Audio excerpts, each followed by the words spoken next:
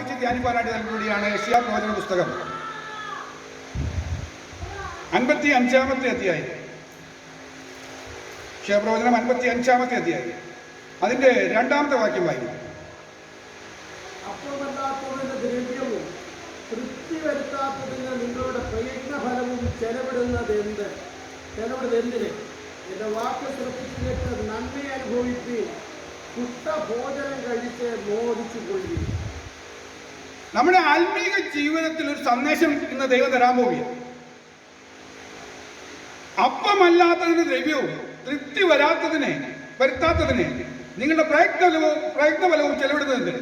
നമ്മൾ കുറെ പൈസയൊക്കെ ചെലവിട്ട് അപ്പമല്ലാത്തതിന് വേണ്ടിയാണ് ചെലവിടുന്നത്. എന്ന് പറഞ്ഞാൽ നമ്മുടെ ശാരീരിക ആവശ്യങ്ങൾക്ക് വേണ്ടിയുള്ള ഭക്ഷണവും വസ്ത്രവും പാർപ്പിടമൊക്കെ വേണം. അതിനുവേണ്ടിയൊക്കെ നമ്മൾ ചെലവിടുന്നു. ഈ ചെലവിട്ട് നമ്മൾ അധ്വാനിച്ച് പ്രയത്നങ്ങളൊക്കെ ചെലവിട്ട് കാര്യങ്ങളൊക്കെ ചെയ്തെങ്കിലും നമുക്ക് പ്രാപിക്കേണ്ട ചില കാര്യമുണ്ട്. അത് പറയാണ്, നന്മ അനുഭവിക്കാൻ കഴിയണം. പുഷ്ടിഭോജ്യം കഴിച്ച് മോദിച്ചു കൊള്ളണം. നന്മ അനുഭവിക്കാനും സന്തോഷിക്കാനും കഴിയണം.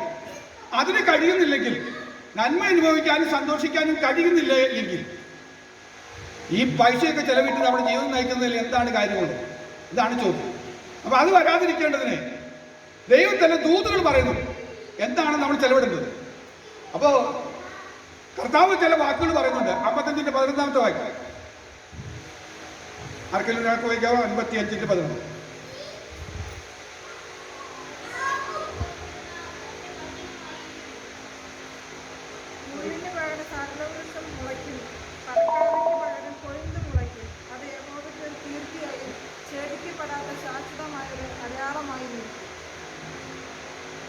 എന്റെ വായിൽ നിന്ന് പുറപ്പെടുന്ന എന്റെ വചനം ആയിരിക്കും. അത് വെറുതെ എന്റെ അടുക്കിലേക്ക് മടങ്ങി വരാതെ എനിക്ക് ഇഷ്ടമുള്ളത് നിവർത്തിക്കുകയും ഞാൻ അയച്ച കാര്യം സാധിപ്പിക്കുകയും ചെയ്യും. അപ്പോൾ കർത്താവ് പറയുകയാണ്, നിങ്ങൾ പ്രയത്നമൊക്കെ ചിലവിട്ട് കാര്യങ്ങളൊക്കെ മുന്നോട്ട് പോകുമ്പോൾ നമ്മൾ ശ്രദ്ധിക്കേണ്ട ഒരു കാര്യമുണ്ട്. എന്റെ വായിൽ നിന്ന് പുറപ്പെടുന്ന എന്റെ വചനം ആയിരിക്കും. ദൈവത്തിന്റെ വായിൽ നിന്ന് വരുന്ന വചനമാണ് നമുക്ക് പ്രധാനപ്പെട്ടത്. അത് വെറുതെ എന്റെ അടുക്കിലേക്ക് മടങ്ങി വരാതെ എനിക്ക് ഇഷ്ടമുള്ളത് നിവർത്തിക്കുകയും ഞാൻ അയച്ച കാര്യം സാധിപ്പിക്കുകയും ചെയ്യുന്ന ദൈവവചനത്തെ കുറിച്ചാണ് നമ്മൾ ചിന്തിക്കേണ്ടത്. ദൈവവചനം, ആ ദൈവവചനത്തിന് ഒരു പ്രത്യേകത പറയുകയാണ്, അത് വെറുതെ തിരുസന്നിധിയിലേക്ക് പോവില്ല. ഒരു തിരുവചനം ദൈവം തന്നാൽ ആ തിരുവചനം വെറുതെ പോകുന്ന പ്രശ്നം നിൽക്കുന്നില്ല. അതതിന്റെ കാര്യം ചെയ്യുമെന്ന് പറഞ്ഞേ അതിൽ എന്താ ചെയ്യാൻ പോകുന്നത്? ദൈവത്തിന് ഇഷ്ടമുള്ള കാര്യം ചെയ്യാൻ പോവാ. അപ്പൊ ദൈവത്തിന് ഇഷ്ടമുള്ള ഒരു കാര്യം പറയുകയാണ്. അതാണ് നമ്മൾ വായിച്ചത്. നന്മ നമ്മൾ അനുഭവിക്കണം, നമ്മളൊന്ന് മോചിച്ചുകൊള്ളണം, നമ്മൾ സന്തോഷത്തോടെ ജീവിക്കാനായിട്ട് നമുക്ക് കഴിയണം. അപ്പൊ സന്തോഷം വേണം, നന്മ വേണം. ഇതാണ് ദൈവം നമ്മെ കുറിച്ച് ആഗ്രഹിക്കുന്നത്. അതിനുവേണ്ടി ദൈവം തിരുവചനം തരുന്നുണ്ട്. ഈ തിരുവചനമാണ് നാം ഭക്ഷിക്കേണ്ടത്. അപ്പമല്ലാത്തതല്ല നമ്മൾ ഭക്ഷിക്കേണ്ടത്. തിരുവചനം നമുക്ക് ഭക്ഷിക്കാൻ കഴിഞ്ഞാൽ അതിലൂടെ നമുക്ക് ഈ നന്മ ലഭിക്കും, സന്തോഷം ലഭിക്കും എന്നാ പറയുന്നത്. കാരണം ആ തിരുവചനം നമ്മിൽ പ്രവർത്തിച്ച് വലിയ വിജയം നൽകുമെന്ന് പറയുന്നത്. 57-ാമത്തെ അധ്യായത്തിലേക്ക് വന്നാട്ടെ. 57-19 പറയുന്നു, ഞാൻ അധരങ്ങളുടെ ഫലം സൃഷ്ടിക്കും.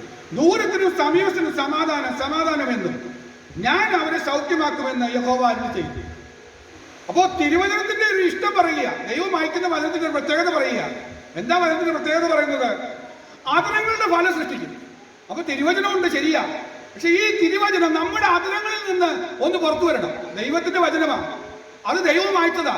അത് നമ്മളൊന്ന് ഏറ്റെടുത്തെന്ന് പറഞ്ഞു കഴിഞ്ഞാൽ അതിന്റെ ഫലം സൃഷ്ടിക്കാൻ കഴിയുമെന്ന്, അതിന്റെ ഫലം ഉണ്ടാകുമെന്ന്. അതിന്റെ ഫലമാണ് നന്മയെന്നും അതിന്റെ ഫലമാണ് സന്തോഷമെന്നും നമുക്ക് തിരിച്ചറിയാൻ കഴിയണം. അപ്പൊ അതിനുവേണ്ടി നമ്മൾ പറയാൻ കഴിഞ്ഞാൽ എന്താ കിട്ടുന്നത് പറയുന്നത് അറിയോ? ദൂരത്തിനും സമീപത്തിനും സമാധാനം. അത് മാത്രമല്ല, ഞാൻ നിങ്ങൾക്ക് സൗഖ്യം തരും. നമ്മൾ എന്തെല്ലാം കഴിച്ചു, നമ്മുടെ ആരോഗ്യത്തിന് വേണ്ടി എന്തെല്ലാം പ്രയത്നിച്ചാലും ചിലപ്പോൾ സൗഖ്യമില്ലാതെ വരാം. എന്നാൽ തിരുവചനത്തിന് ശക്തി നമ്മൾ ചെന്നാൽ നമുക്ക് സൗഖ്യം തരും, സമാധാനം തരുമെന്ന് ദൈവം വാഗ്ദത്തം പറയുക. ആ ദൈവം അയക്കുന്ന വചനം അത് വെറുതെ മടങ്ങി പോയില്ലെന്ന് വിശ്വസിക്കുക. അത് എനിക്ക് വേണ്ടി അയച്ച തിരുവചനമാണെന്ന് ഇന്ന് വിശ്വസിക്കുകയാണെങ്കിൽ ഇന്ന് നമ്മുടെ ജീവിതത്തിൽ ദൈവം ഒരു വലിയ അത്ഭുതം ചെയ്യാൻ പോവുകയാണ്. സമാധാനം എന്ന് പറഞ്ഞാൽ സർവ്വസമാധാനമായി, ഇടയ്ക്ക് സന്തോഷം ഇടയ്ക്ക് ദുഃഖം, ആ രീതി മാറി ഒരു സന്തോഷം തരുവാൻ, സമാധാനം തരുവാൻ എന്റെ ദൈവം ആഗ്രഹിക്കുന്നു. അതിനു വേണ്ടിയുള്ള തിരുവചനം ഇന്ന് ദൈവം നൽകാൻ പോവുകയാണ്. എത്ര പേർ വിശ്വസിക്കുന്നു? കർത്താവേ, ഇന്ന് എന്നോട് സംസാരിക്കണമേ. കർത്താവേ, എന്റെ സന്തോഷമില്ലാത്ത അവസ്ഥകളൊക്കെ ഒന്ന് മാറി, എന്റെ സൗഖ്യമില്ലാത്ത അവസ്ഥകളെല്ലാം മാറി. കർത്താവ്, ഞാൻ ഇന്ന് ദൈവിക നന്മ അനുഭവിക്കണം. ഒരു ദൈവമക്കൾ അനുഭവിക്കണമെന്ന് ദൈവം ആഗ്രഹിക്കുന്ന അവന്റെ ഇഷ്ടമുള്ള പ്രവൃത്തി വചനത്തിലൂടെ എന്നിൽ ക്രിയ ചെയ്ത് എന്നിൽ ഒരു നന്മയുണ്ടാകണമെന്ന് ആഗ്രഹിക്കുന്ന ദൈവമക്കളെ, അതിനുവേണ്ടി ഇന്ന് പ്രാർത്ഥനയോടെ ആയിരിക്കുന്നുവെങ്കിൽ നിശ്ചയമായി ദൈവം ഇടപെടുക തന്നെ ചെയ്യും. അപ്പൊ ഈ വിഷയത്തിന്റെ തടസ്സമായുള്ള വിഷയം എന്താണെന്ന് തിരുവെഴുത്ത് നമ്മളെ ഓർമ്മപ്പെടുത്തുന്നുണ്ട്. ആ 55-ാമത്തെ അധ്യായത്തിൽ തന്നെ നമ്മൾ കടന്നു വന്നാട്ടെ. യെശയ്യാ 55-ന്റെ 13-ാമത്തെ വാക്യം.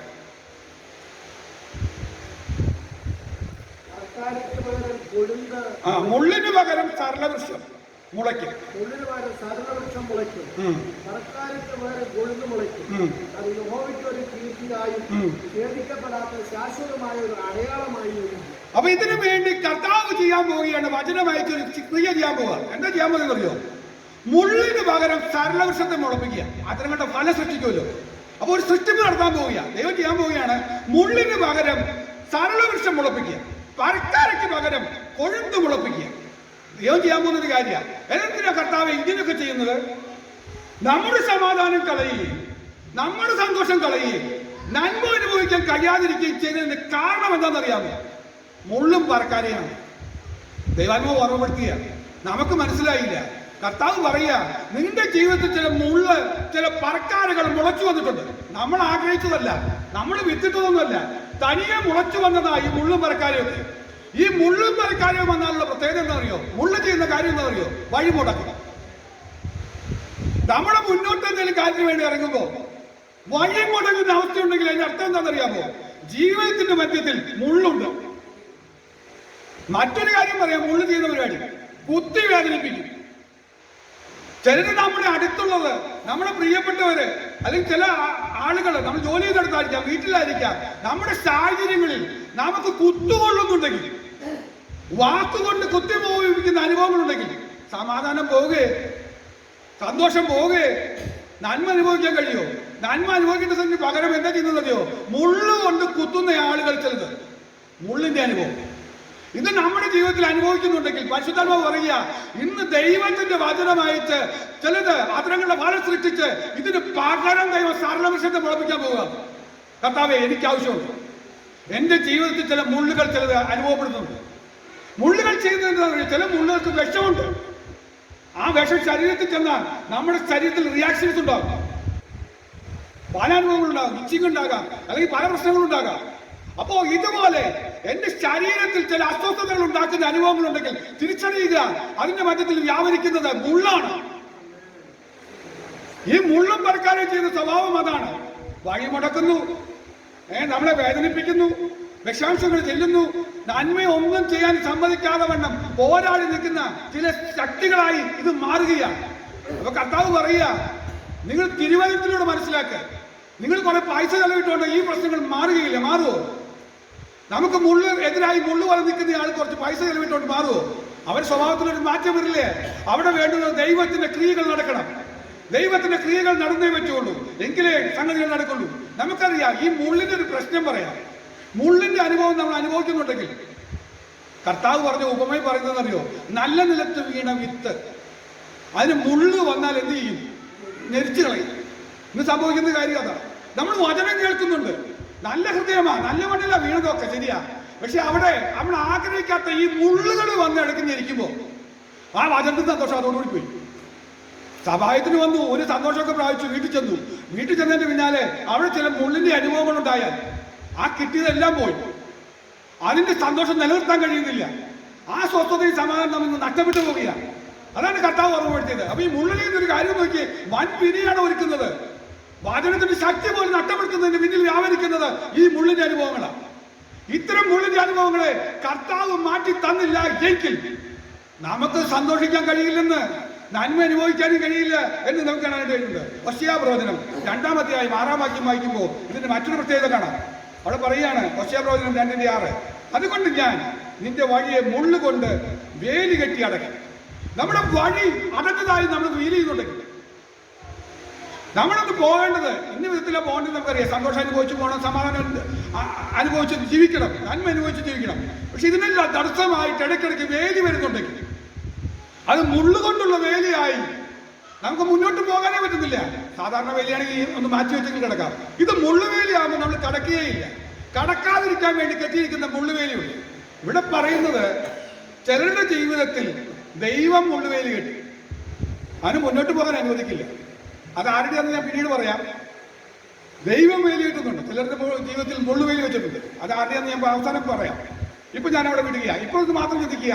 അപ്പൊ തടസ്സമുണ്ടാക്കുന്ന മുള്ളിന്റെ അനുഭവങ്ങളുണ്ടെങ്കിൽ അതൊന്നും മാറി അവിടെ സരളവിശ്രമാണ് അല്ലെങ്കിൽ കൊഴുന്താണെങ്കിൽ നമുക്ക് കടന്നു പോകുമ്പോൾ നമ്മളെ തലോടുന്ന പോലെ തോന്നുകയുള്ളൂ, ഒരു സന്തോഷമേ തോന്നുള്ളൂ, ഒരു ശീതള കാറ്റേ കിട്ടുള്ളൂ. എന്തൊരു സന്തോഷത്തോടെ നമുക്ക് മുന്നോട്ട് പോകാൻ പറ്റും. അങ്ങനെ നമ്മൾ മുന്നോട്ട് പോകുന്നതിന് പകരമായി നിൽക്കുന്ന ഈ വിഷയങ്ങളുടെ മധ്യത്തിൽ എന്റെ ദൈവം ഇന്ന് പ്രവർത്തിക്കാൻ പോവുകയാണെന്ന് പറയാ. വചനം അയച്ച് ഒരു അത്ഭുത സൃഷ്ടി ചെയ്യാൻ പോവുകയാണെന്ന് ഒന്ന് വിശ്വാസത്തോടെ നമ്മൾ കേട്ടിരിക്കുക. സദൃശവാക്യം 24:31 വാക്യം പറയുന്നു, അവിടെ മുള്ള പറന്നു പിടിച്ചിരിക്കുന്നതും തൂവം നിറഞ്ഞ് നിലം മൂടിയിരിക്കുന്നതും കാണാമെന്നാ പറയുന്നത്. അതായത് മടിയന്റെ കാര്യത്തെ കുറിച്ചാണ് പറയുന്നത്. ശൂന്യമാകുക, ഒരു വ്യത്യാസവും ഇല്ല. സന്ധ്യ ആയി ഉഷത്തുമായി 1-ാം ദിവസം, സന്ധ്യ ആയി ഉഷത്തുമായി 2-ാം ദിവസം എന്ന് പറയുന്ന പോലെ ഓരോ ദിവസം ഇങ്ങനെ തള്ളി നീക്കി പോവുക. പിന്നെ പാത്രേ ഇങ്ങനെ പോകുന്നു എന്നല്ലാതെ ഒന്നും പറയാനില്ല. എന്തുകൊണ്ട് വിചാരിച്ചു? ഓ എന്നാ പറയാ, ഒരു സന്തോഷം പറയാനില്ല, ഒന്നുമില്ല. എന്ന കാരണം അറിയാമോ? ജീവിതത്തിന്റെ ഇടയ്ക്ക് ഈ തൂവയും അതേപോലെ മുള്ളു മുളച്ചിരിക്കുക, മുള്ളു പടർന്നു പിടിച്ചിരിക്കുക. പടർന്നു പിടിക്കുക എന്ന് പറഞ്ഞാൽ സർവ്വ മേഖലയിലേക്ക് ഇത് വ്യാപരിച്ചിരിക്കുക. ഒന്നും സാധിക്കുന്നില്ല, ഒരു വ്യത്യാസവും ഇല്ല.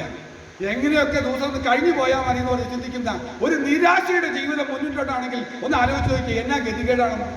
ഇതെല്ലാം ദൈവം ആഗ്രഹിക്കുന്നത്. ദൈവം പറയുക, നിങ്ങൾ കുറെ പൈസയൊക്കെ ചെലവിടുന്നു, കുറെ അധ്വാനിക്കുന്നുണ്ട്, ഒരു പ്രയോജനമില്ലാത്തതുകൊണ്ട് നിങ്ങൾ ചെയ്യുന്നത്. പ്രയോജനമുള്ളത് തിരുവചനത്തിലേക്ക് നമ്മൾ ശ്രദ്ധ കൊണ്ടുവന്ന് നോക്ക്. ഈ തിരുവചനത്തിലൂടെ ഈ പ്രശ്നങ്ങൾക്കെല്ലാം പരിഹാരം വരുത്താന്ന് പറയുന്നത്. നമ്മുടെ നന്മയ്ക്ക് തടസ്സമായി നിൽക്കുന്നത് വിഷയങ്ങളാണ് ഈ പറയുന്നത്. പടർന്നു പിടിച്ചിരിക്കുന്ന മുകളിൽ തൂവ നിറഞ്ഞു നിൽക്കുന്നത്, പറക്കാരകളൊക്കെ വന്ന് അങ്ങ് നിറഞ്ഞു നിൽക്കുന്നതാണ് ഈ പ്രശ്നം ഒക്കെ കാരണം. ഇതിന്റെ കാരണം എന്താ? നമുക്കറിയാം, ഉൽപ്പത്തി പുസ്തകത്തില് പറയുന്നു, നിന്റെ നിമിത്തം ഭൂമി ശപിക്കപ്പെട്ടിരിക്കുന്നു. ഉൽപ്പത്തി പുസ്തകം 3-ാമത്തെ അധ്യായത്തില് ആദാമിനോട് പറയുന്നതാ, ദൈവം മനുഷ്യനോട് പറയുന്നതാ, നിന്റെ നിമിത്തം ഭൂമി ശപിക്കപ്പെട്ടിരിക്കുന്നു, മുള്ളും പറക്കാരെയും നിനക്ക് അതിൽ നിന്ന് മുളയ്ക്കുമെന്ന് അവിടെ ശാപം കൊടുക്കുക. അന്ന് തൊട്ടേ ഈ മുള്ളും പറക്കാരെയൊക്കെ വന്നു എന്ന് പറഞ്ഞാൽ, ഈ മുള്ളും പറക്കാരെയും വരാനുള്ള മറ്റൊരു കാരണം പറയുകയാണ്, ശാപം വന്നു കയറിയതായിരിക്കും. മുള്ളും പറക്കാരെ വന്നു. അതിന് വേറൊരു വിഷയം കൂടെ ചിന്തിക്കാം. നിന്റെ നിമിത്തം മുള്ളും പറക്കാരെ എന്ന് പറഞ്ഞാൽ ചിലര് നിമിത്തമായി മാറുക, മുള്ളായി പറക്കാരെയായി ചിലർ മാറുക. നമ്മളുമായി ബന്ധപ്പെട്ട് നിൽക്കുന്ന ആളുകളുടെ ഇടയിൽ ചിലർ മുള്ളും പറക്കാരെയായി മാറുക. അവർ നിമിത്തം ഉണ്ടായ ശാപങ്ങൾ അവർ തന്നെ വലിച്ചു വെച്ചതാണ്. അവർക്ക് നല്ല സ്വഭാവം പുറത്തു കൊണ്ടുവരാനേ കഴിയുന്നില്ല, നല്ലതൊന്നും അവരിൽ നിന്ന് വരുന്നില്ല. അതിന് നല്ലൊരു ഉദാഹരണം കിടക്കുന്നുണ്ട്. ഇയ്യോബിന്റെ പുസ്തകത്തിൽ പറയുന്നുണ്ട്, 31-ാമത്തെ അധ്യായം 40-ാം വാക്യം. ഇയ്യോബിന്റെ പുസ്തകം 31-ന്റെ 40-ാമത്തെ വാക്യത്തിൽ പറയുന്നു, കോതമ്പിന് പകരം കാരമുള്ളും യവത്തിന് പകരം കളയും മുളച്ചു വരട്ടെ എന്ന് പറഞ്ഞാൽ വല്ലതും മനസ്സിലായി? നന്മയ്ക്ക് പകരം മുളയ്ക്കുന്നതാ ഈ മുള്ളും കാരമുള്ളും ഒക്കെ. ഒന്ന് ഓർത്തു നോക്കി. നമ്മൾ ആഗ്രഹിക്കുന്നത് ഇവര് മുള്ളാകണം എന്നല്ല, നമ്മുടെ പ്രിയപ്പെട്ടവർ മുള്ളാകണമെന്ന് നമ്മൾ ആഗ്രഹിക്കുന്നില്ല. പക്ഷെ അവര് പ്രവൃത്തി എന്താ ചെയ്യുന്നറിയോ? ഒരു നന്മ, ഗോതമ്പെന്ന് പറഞ്ഞ നന്മയാണ്. ഇത് അവരിൽ നിന്ന് പ്രതീക്ഷിക്കുമ്പോൾ ചില നന്മ അവർ ചെയ്യേണ്ടതാണ്. നന്മ ചെയ്യാൻ വേണ്ടി അവരോട് പറയുമ്പോൾ അവർ പറയുന്നത് എന്താ അറിയോ? അവർ നന്മയ്ക്ക് പകരം മുള്ളെന്ന് മാത്രമല്ല കാരമുള്ളായി മാറുക. വളരെ കുത്തി വേദനിപ്പിക്കുന്ന, മുറിവേൽപ്പിക്കുന്ന ചില അനുഭവങ്ങൾ മടക്കി തരാൻ തുടങ്ങിയാൽ ആലോചിക്കുക, സന്തോഷം പോയി. നമുക്ക് മാറ്റിയെടുക്കാൻ പറ്റൂ. നാളെ തൊട്ട് അങ്ങനെ പറയില്ലെന്ന് പറഞ്ഞാൽ അവർ പറയാതിരിക്കും. അവരുടെ ശീലം അങ്ങനെയായി പോയി. മുള്ളിൽ നിന്നും നമുക്ക് ഒന്നും പ്രതീക്ഷിക്കാൻ വകയില്ല. മുള്ളിൽ നിന്ന് നമുക്ക് ഓർമ്മ പ്രതീക്ഷിക്കാൻ പറ്റൂ? പറ്റില്ല. യവൻ പ്രതീക്ഷിക്കാൻ പറ്റുമോ? ഇല്ല. മുള്ള് ഒരിക്കലും നന്മ നൽകുന്നേ ഇല്ല. അപ്പൊ നന്മയ്ക്ക് വിപരീതമായി നിൽക്കുന്നത് ഈ മുള്ളുകളാണ്. ഈ മുള്ള പറക്കാരെയും പലപ്പോഴും നന്മയ്ക്ക് പകരമായി നിൽക്കുകയാണ്. ലൂക്കോസിന്റെ സുവിശേഷം 6-ാമത്തെ അധ്യായം 44-ാമത്തെ വാക്യത്തില് യേശു ഉമ്മയായി പറയുന്നുണ്ട്, ഈ മുള്ളിൽ നിന്ന് അത്തിപ്പഴവും ഞെരിഞ്ഞിൽ നിന്ന് അത്തിപ്പഴവും. അത് വായിക്കാവോ? ലൂക്കോസിന്റെ സുവിശേഷം 6:44.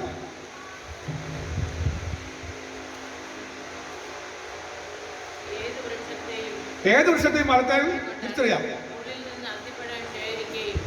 മുള്ളിൽ നിന്ന് അത്തിപ്പഴം ശേഖരിക്കുകയും ഞെരിഞ്ഞിൽ നിന്ന് മുന്തിരിങ്ങ പറിക്കുകയും ചെയ്യാറില്ല. അത് നടക്കില്ല, നമ്മൾ പ്രതീക്ഷിക്കണ്ട. ഇവരിൽ നിന്ന് അത്തിപ്പഴം ഉണ്ടാകുമെന്നോ അല്ല മുന്തിരി ഉണ്ടാവുമെന്നോ നമ്മൾ പ്രതീക്ഷിക്കേണ്ടെന്ന് കർത്താവ് ഓർമ്മപ്പെടുത്തിയത്. ഇങ്ങനെ ചിലത് മുളച്ചു വന്ന് നമുക്ക് ചുറ്റും നിൽക്കുന്നുണ്ട്. ദൈവമക്കളെ, നമ്മുടെ ആത്മീയത മുന്നോട്ട് കൊണ്ടുപോകുമ്പോൾ സന്തോഷ സമൃദ്ധിയിലും സമാന സമൃദ്ധിയിലും നമ്മൾ മുന്നോട്ട് പോകേണ്ടവരാ, നന്മ അനുഭവിച്ച് മോദിച്ചു കൊള്ളേണ്ടവരാ. എന്നാൽ ഇതിന് തടസ്സമായി ഇത്തരം കാര്യങ്ങൾ ഉണ്ടാകുന്നു ഓർത്തു നോക്കിയേ. ഒരിക്കലും ഈ മുള്ളിൽ നിന്ന് അത്തിപ്പഴോ ഞെരിൽ നിന്ന് മുന്തിരിങ്ങയോ ഒന്നും ഉണ്ടാകുന്നില്ല, പ്രതീക്ഷിക്കുകയോ വേണ്ട. എന്നാൽ കർത്താവ് പറയാ, ഞാൻ ഇതൊക്കെ മാറ്റിത്തരാം. എങ്കിൽ നമുക്ക് സന്തോഷിക്കാൻ പറ്റും. കർത്താവ് പറയും, ഞാൻ ഇതെല്ലാം മാറ്റിത്തരാം. അതിന് കർത്താവിന്റെ ക്രിയ നടക്കാതെ സാധിക്കില്ല. നമുക്കത് കാണാൻ കഴിയുന്നുണ്ട്, കർത്താവിന്റെ ക്രിയ. ഈ മുള്ളുകളുടെ മധ്യത്തിൽ കർത്താവിന്റെ ഒരു ക്രിയയുണ്ട്. അത് കാണണമെങ്കിൽ പുറപ്പാട് പുസ്തകത്തിൽ വന്നാൽ നമുക്ക് കാണാനായിട്ട് കഴിയും. എബ്രായ ലേഖനകാരൻ അത് എഴുതി വെച്ചിട്ടുണ്ട്. അപ്പോസ്തല പ്രവർത്തനങ്ങളുടെ പുസ്തകം 7-ാമത്തെ അധ്യായം 30-ലും അത് എഴുതി വെച്ചിട്ടുണ്ട്. എന്താ പറയുന്നതെന്ന് അറിയാമോ?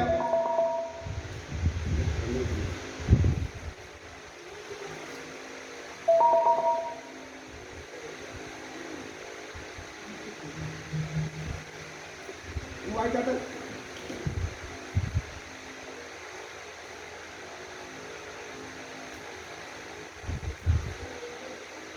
ലൂക്കോസിന്റെ അപ്പോസ്തല പ്രവർത്തനങ്ങളുടെ പുസ്തകം 7-ാം അധ്യായം 30-ാം വാക്യം.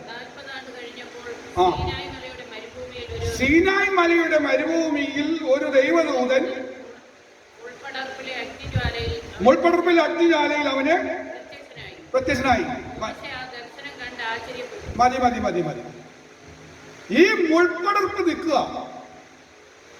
അപ്പോ ഇവിടെ പറയുക, സീനായ് മലയുടെ മരുഭൂമി ഒരു ദൈവദൂതൻ തന്നെ ഈ മുൾപ്പടർപ്പിൽ ഇറങ്ങി വന്നിട്ട് അഗ്നിജ്വാലയിൽ പ്രത്യക്ഷനായി. നമുക്കറിയാവുന്ന സന്ദർഭമാണ്. മോശയെ വിളിക്കുന്ന ഒരു സന്ദർഭം ഇവിടെ കാണുന്നു. പുറപ്പാട് പുസ്തകത്തിൽ കാണുന്ന ആ കാര്യത്തെക്കുറിച്ചാണ് ഇവിടെ വിവരിച്ചിരിക്കുന്നത്.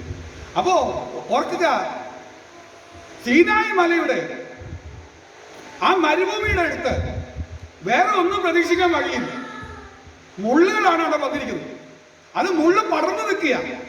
പക്ഷെ ഈ മുൾപടർപ്പിലേക്ക് കർത്താവ് ചെയ്യാൻ പോകുന്നതെന്നറിയാമോ? ഒരു അഗ്നിജ്വാല ഇറക്കുകയാണ്. ഒരു അഗ്നിജ്വാല ഇറങ്ങി വരുമ്പോ മുൾപടർപ്പിൽ ഒരു വ്യത്യാസം വരുന്നു. എന്താ വ്യത്യാസം വരുന്നത് അറിയോ? പിന്നെ കേൾക്കുന്ന ശബ്ദം മുൾപടർപ്പിന്റെ സ്വഭാവം മാറുക. നന്മ ഒന്നും ലഭിക്കാതിരിക്കുന്ന മുൾപടർപ്പിൽ നിന്ന് ദൈവശബ്ദം കേൾക്കാൻ തുടങ്ങിയ.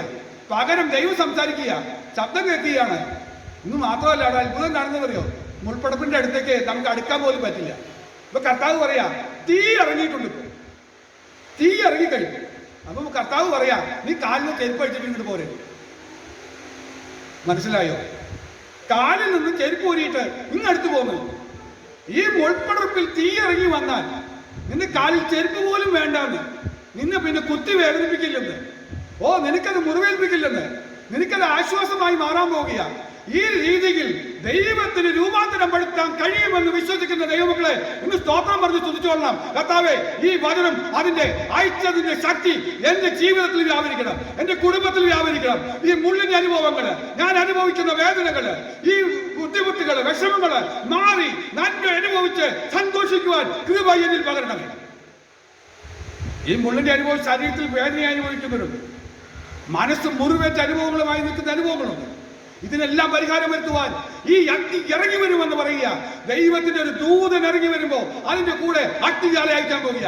ഇന്ന് ഒരു ദൂത് ദൈവം ഇവിടെ അയച്ചപ്പോൾ ഈ ദൂതിനോട് കൂടെ ഒരു അഗ്നി ഇവിടെ ഇറങ്ങിയിട്ടുണ്ടെന്ന് വിശ്വസിക്കുന്ന എത്ര പേരുണ്ട്? Glory glory glory glory. Hallelujah hallelujah. ഒരു അഗ്നിജ്വാല അഗ്നിജ്വാല അഗ്നിജ്വാല. ഹല്ലേലൂയ. സ്തോത്രം സ്തോത്രം. ഈ മുൾപ്പിന്റെ അനുഭവങ്ങളിലേക്ക് ദൈവത്തിന്റെ കൃപ ദൂതിനോട് കൂടെ ഇറങ്ങി വരുന്ന അഗ്നിജ്വാല അത് നമ്മെ ഒരു കാര്യം ചെയ്യാം. മുൾപ്പടർപ്പ് തയ്ക്കാനൊന്നുമല്ല, മുൾപ്പടർപ്പ് തയ്ക്കുന്നില്ല, പക്ഷെ മുൾപ്പടർപ്പിന്റെ സ്വഭാവം മാറ്റുന്നു. നമ്മൾ ആഗ്രഹിക്കുന്നതാ, മുൾപ്പടർപ്പ് കത്തിപ്പോകുന്നില്ല, വെന്തു പോകുന്നില്ല, പകരം സ്വഭാവം മാറ്റാനായിട്ട് ഈ തീയൊന്ന് ഇറങ്ങിയാൽ മതി എന്ന് പറയുന്നത്. ചെരുപ്പിടാതെ അടുത്തു വരാൻ പറ്റുന്ന രീതിയിലേക്ക്, ഈ മുൾപ്പടർപ്പിനോട് അടുത്തു വരാൻ കഴിയുന്ന രീതിയിലേക്ക് ഒരു മാറ്റം തരുവാൻ എന്റെ ദൈവം വിശ്വസ്തനാണ്. യെശയ്യാപ്രവചനം 27-ാമത്തെ അധ്യായം 4-ാം വാക്യം.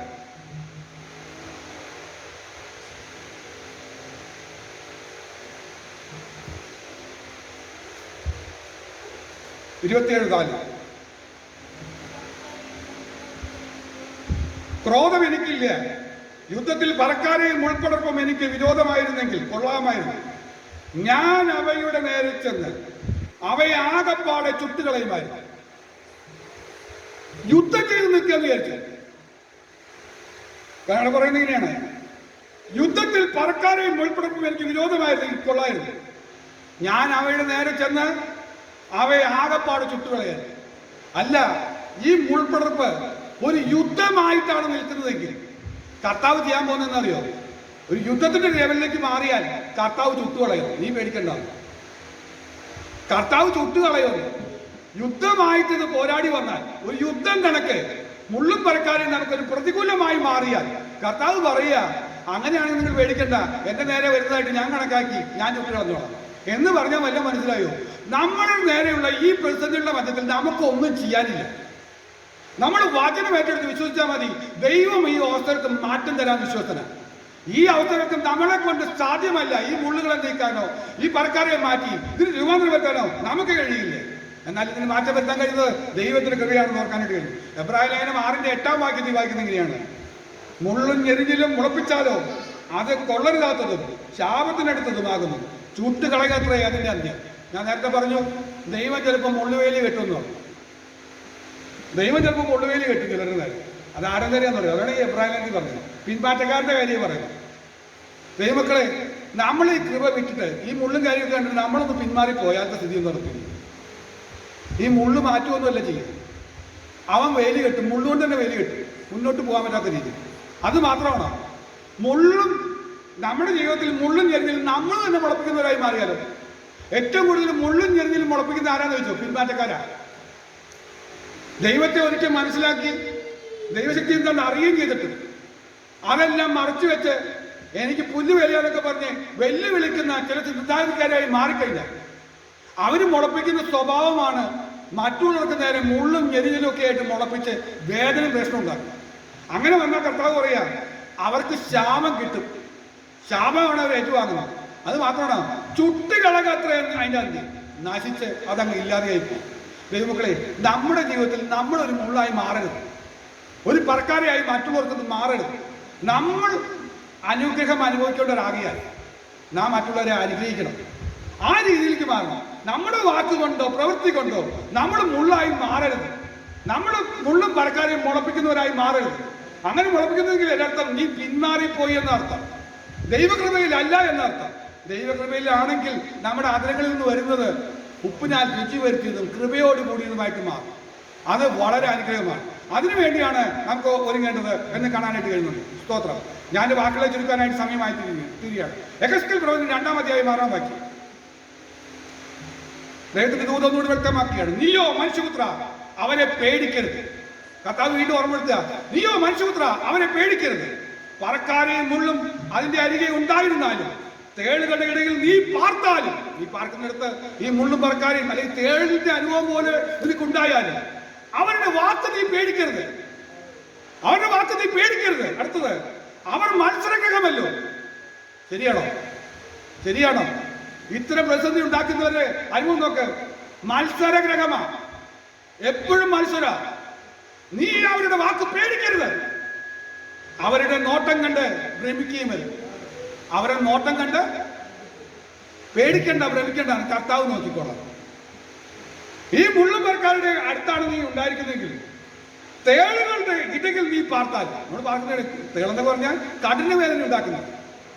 ഇത്ര അനുഭവങ്ങളുടെ മധ്യ നീ പാർത്താലും കർത്താവ് പറയാ, നീ പേടിക്കണ്ട, അവരുടെ വാക്ക് കേട്ടൊന്നും നീ പേടിക്കണ്ട. എന്താ കാരണം എന്നറിയാമോ?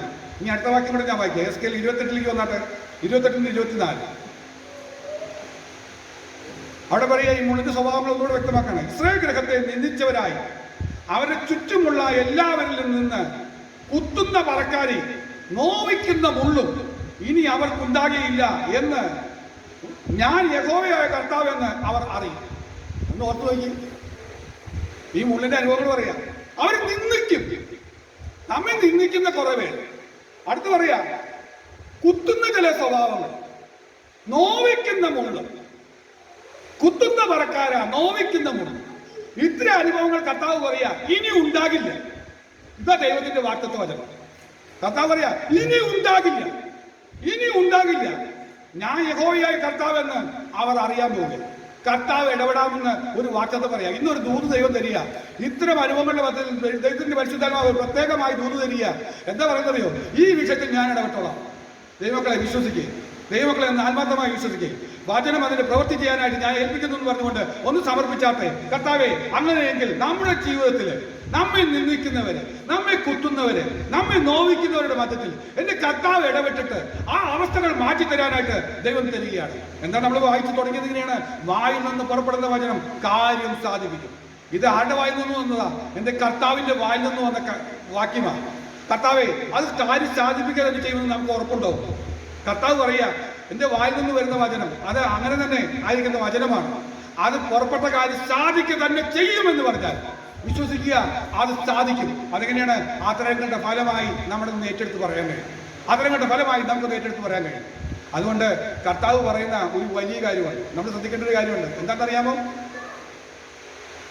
നമ്മുടെ ഈ മുള്ളും പറക്കാനൊക്കെ മാറ്റാൻ വേണ്ടി കർത്താവ് ചെയ്തിട്ടുണ്ട്. അവന്റെ ശിരസിൽ മുൾക്കിരീടം ഏറ്റെടുത്തു. അത് കോല് വെച്ച് അടിച്ചുറപ്പിച്ചു. വെറുതെ ഒന്ന് കുത്തിയതല്ല, കോല് വെച്ച് അടിച്ചുറപ്പിക്കുകയാണ്. മുൾക്കിരീടം അരിയിലെത്ത ശിരസിൽ കോല് വെച്ച് അടിക്കുമ്പോൾ ആ മുള്ള ആഴത്തിൽ ഇറങ്ങിയാണ്. അതിൽ കൂടുതലൊന്നും സംഭവിക്കില്ല. അത് മുഴുവൻ എൻ്റെ യേശു ഏറ്റെടുത്തു. എൻ്റെ ഈ പ്രശ്നം മാറ്റാനാണ് കാൽവറിയിൽ അങ്ങ് മുള്ള ഏറ്റെടുത്തതെന്ന് ഞാൻ തിരിച്ചറിയുന്നതെന്നും മനസ്സിലാക്കിക്കൊണ്ട്, കർത്താവേ, ഈ മുള്ളുകളെ കുറിച്ച് ഞാനിനി ദുഃഖിച്ചിരിക്കില്ല, ഞാനിനി പേടിക്കില്ല. അവരുടെ വാക്ക് കേട്ട് ഞാൻ പേടിക്കില്ല.